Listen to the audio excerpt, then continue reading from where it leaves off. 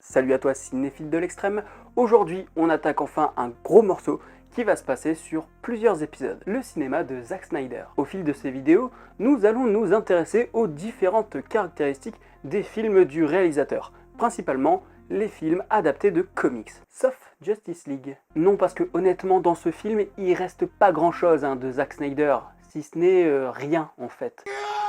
Ouais je sais, ça fait mal.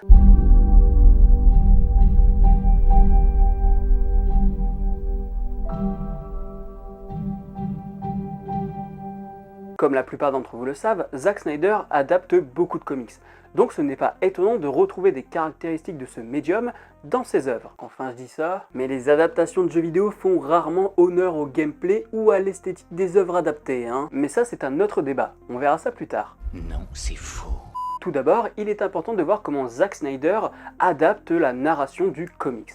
Si on prend l'exemple de Watchmen, on se rend compte qu'il y a une réorganisation du schéma narratif. Par exemple, le premier chapitre de la bande dessinée débute sur une scène de crime. Le comédien, ancien super-héros, a été assassiné. À partir de là, les enquêteurs examinent les lieux pour découvrir ce qui s'est passé. Alan Moore, scénariste de l'œuvre d'origine, décide de raconter les événements à travers deux temporalités. Les cases dessinées par Dave Gibbons alternent entre le temps présent, c'est-à-dire l'enquête, et le temps passé que constitue l'action du meurtre. Le présent est colorisé de manière réaliste, tandis que le passé est filtré au rouge pour signifier le flashback et la violence de la scène. Alors que chez Snyder, c'est différent, on observe une réorganisation des séquences préexistantes pour raconter ces événements. Nous avons comme première scène du film la séquence de combat entre le comédien et son meurtrier, puis la narration reviendra plus tard sur la séquence des policiers enquêtant sur le lieu du crime. Comme je l'ai dit, la narration est réorganisée.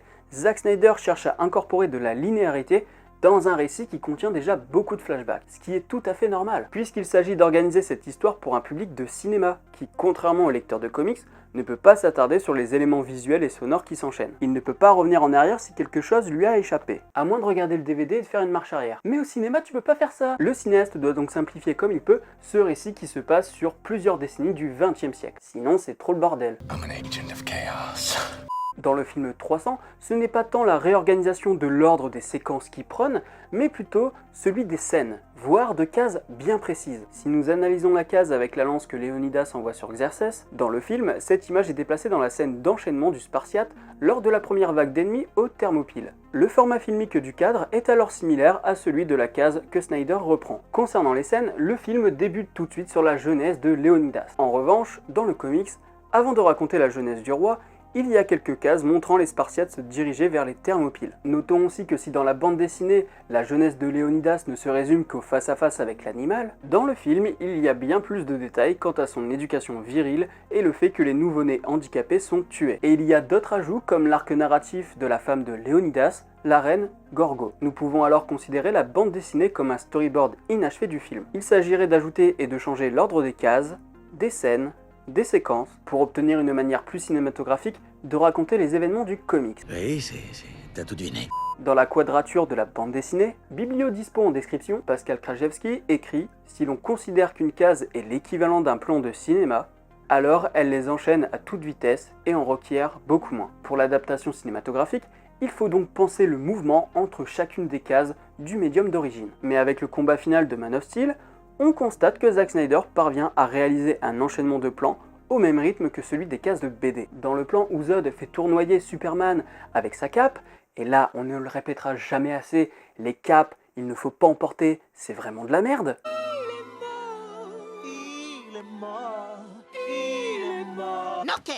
L'action est si vive qu'il est impossible de voir la totalité du mouvement, ainsi que le logo de Superman dans l'œil de Zod en gros plan. Le mouvement dans ce plan semble fragmenté par la vitesse et le travelling, mais aussi par l'entrée et la sortie du personnage dans le champ. Le fait de le voir apparaître et disparaître de l'image donne l'impression de passer d'une case à une autre dans un comics, alors que nous n'avons pas changé de plan puisqu'à l'image, le mouvement est fragmenté par l'entrée et la sortie du champ. Et il n'y a pas que ça, chers cinéphiles, et donc je maintiens que Zack Snyder est un réalisateur qui comprend le médium qu'il adapte. Je vais vous faire montrer que qu'est-ce que je dis, c'est qu'est-ce qu'il faut retiendre. Ouais, t'as intérêt à bien retiendre, parce que si tu retiendras pas tout ce que je dis, ça va être difficile à dire au délateur que c'est pas ce qu'il croyait. Dans cette scène, nous observons des ondes de choc, ainsi que des traces du mouvement, comme si le personnage fendait l'air avec ses coups. Et là encore, nous avons quelque chose issu de la bande dessinée. Dans la bande dessinée, Ce procédé consiste surtout à faire état du mouvement par le biais d'une image fixe, mais aussi de montrer sa puissance. Or, au cinéma, on n'a pas besoin de faire état d'un mouvement qui est déjà visible par l'image animée. Au-delà de cette forme visuelle, il y a aussi la notion d'hypercadre lors du ralenti de Léonidas. Ralenti et hypercadre ont la même utilité, la décomposition du mouvement à des moments bien précis. Il s'agit de voir en détail les différentes étapes d'une action. Ah, et ce serait peut-être pas mal que je vous explique ce que c'est un hypercadre, parce que je suis conscient que tout le monde ne sait pas nécessairement ce que c'est. Eh bien, un hypercadre, c'est ça. C'est quand vous voyez Spidey faire plusieurs déplacements dans une même case. Et donc, pourquoi je parle d'hypercadre pour 300 ? Si tu regardes bien ce plan, tu peux observer différents mouvements dans un même plan. Donc en fait, une même case, si on prenait ça pour un comics. Et donc, je vois ça comme un hypercadre. C'est-à-dire que dans un même plan, on te montre différents mouvements, exactement comme on le ferait avec Spidey ou Flash dans les comics. Et pour le ralenti, il sert tout comme l'hypercadre à montrer un personnage dépassant les limites de la temporalité, comme le bullet time de Matrix. L'hypercadre et le ralenti peuvent être des manières de montrer la supériorité d'un personnage sur ses ennemis. Et c'est une fois de plus un moyen pour Snyder de solliciter le médium qu'il adapte et ses codes. Et puis ça permet aussi de dire « fuck les rageux ». Simple, humble et modeste. Et ce besoin de mettre en évidence la bande dessinée passe aussi par la citation d'images. Pascal Krajewski dit que pour la bande dessinée, il y a un primat de l'image sur le texte. Il faut avant tout un dessinateur à la manœuvre. Or, Zack Snyder est plutôt connu pour mettre en avant les images plus que les dialogues. C'est quand même un gars qui vient de la publicité, donc un univers qui est très porté sur l'image. Et il a aussi réalisé des clips dont j'ai déjà parlé dans un article sur le blog de Watch. Lien en description. Lors de la sortie du film 300, le public et la critique se sont bien plus intéressés aux images qu'à ce que raconte le film. Le réalisateur a un goût prononcé pour l'imagerie et sa symbolique. À travers ce que dit Krajewski, nous comprenons d'autant plus l'attirance du cinéaste pour adapter des œuvres visuelles. Dans ces films, nous avons remarqué que Zack Snyder retravaillait des cases, ou plutôt des images, notamment dans 300. Contrairement à ce film et à Watchmen, Batman v Superman n'est pas l'adaptation d'un comics en particulier, tant dans le scénario de David S. Goyer que dans les images. Dans ce film, Snyder pioche un petit peu partout. Il prend à la fois les images, mais aussi les histoires. Par exemple, il y a The Dark Knight Returns de Frank Miller, qui constitue la principale source d'inspiration du récit, ainsi que des images du comics qui sont plutôt reconnaissables, mais parfois très furtives. Par exemple, Snyder a repris la couverture culte de Batman sur un fond bleu, accompagné d'un éclair. La lance en kryptonite est tirée du DC Universe Online Legends numéro 1, et l'affrontement contre Doomsday qui mène à la mort de Superman est issu du récit La mort de Superman. Les inspirations et les références sont bien trop nombreuses pour pouvoir toutes les citer, et je les connais pas toutes. You know nothing.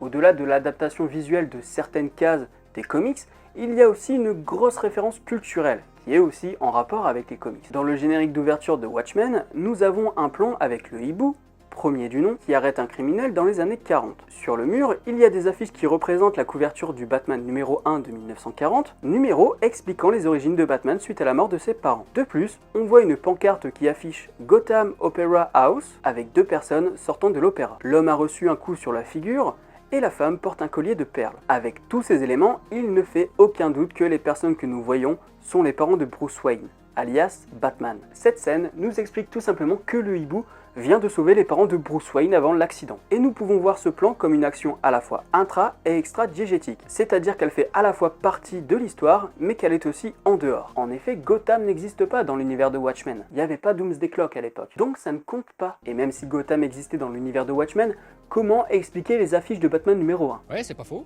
Ce qui fait que le générique d'ouverture est en partie extra-diégétique, c'est-à-dire en dehors de l'histoire, c'est le In Association with Legendary Pictures. On constate qu'il se reflète sur la voiture des Wayne alors qu'il n'est pas censé interagir avec l'espace de l'action. Avec ce texte qui interagit avec l'espace, on est plus proche d'une image de comics que d'une image de cinéma. En effet, si on prend la couverture de She-Hulk numéro 32, personnage connu pour briser le 4e mur selon le scénariste, on constate qu'un Skrull est prêt à l'écraser avec le titre du comics. Et ce n'est pas la seule couverture à faire ça.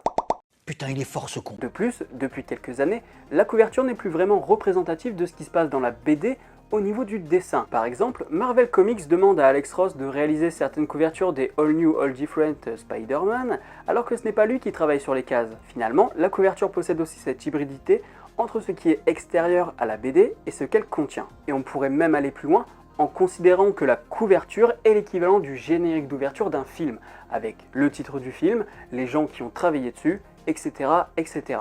Avec ce que nous avons constaté quant au caractère de reprise chez le réalisateur, on pourrait voir chez Snyder un copiste. Un copiste qui retranscrit l'œuvre préexistante. Mais c'est faux. Certes, il y a l'idée de réutiliser une image préexistante dans une nouvelle œuvre.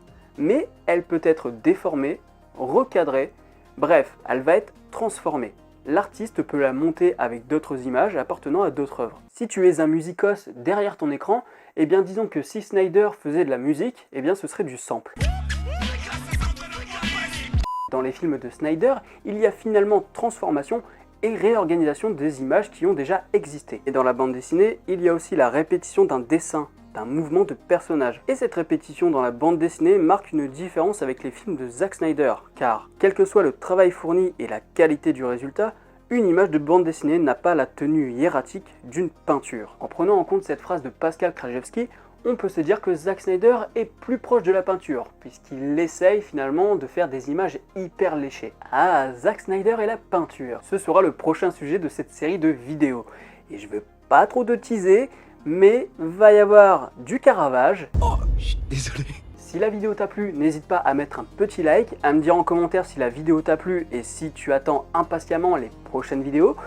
À aussi t'abonner si ce n'est pas encore fait. N'oublie pas la petite cloche pour être alerté de la prochaine vidéo. Quant à moi, je te dis à la prochaine sur la toile. Salut!